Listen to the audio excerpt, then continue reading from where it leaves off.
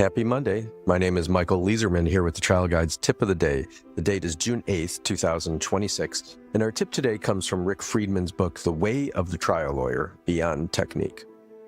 Voir dire is the time to get the moral discussion started.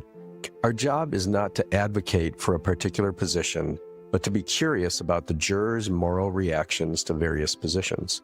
We explore with the jurors the moral implications of the parties' positions. Together, we start to feel the moral energies at work in the courtroom in this particular case. With the jurors, we co-create the moral framework of the case. Yeah, this is brilliant. There's just a lot here. I believe wholeheartedly, as does Rick, that it's important in jury selection to be the moral authority in the courtroom. It's important throughout trial to be the moral authority.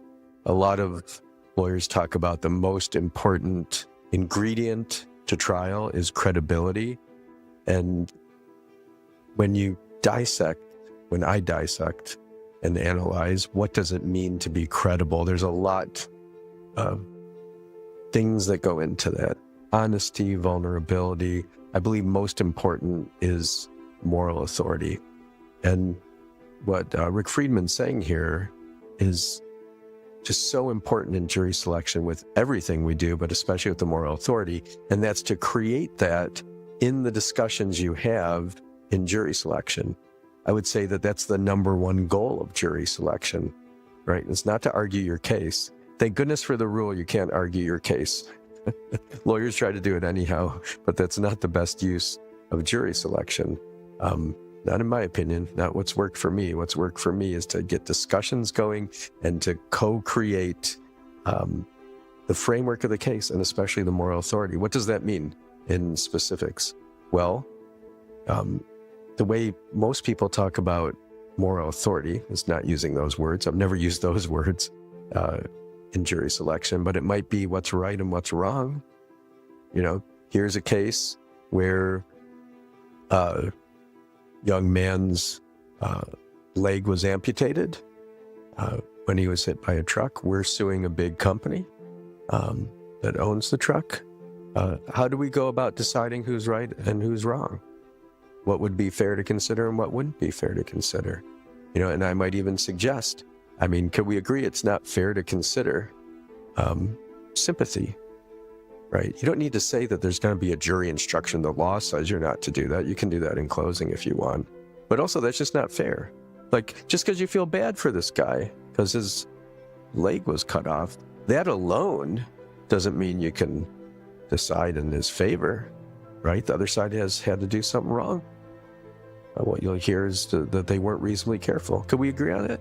That sympathy, that's not right. Just to rule out a sympathy. By doing that, you're doing many things. First of all, you get the discussion, and then you hear the words the jurors give you back, and then you incorporate those throughout your examinations and in closing.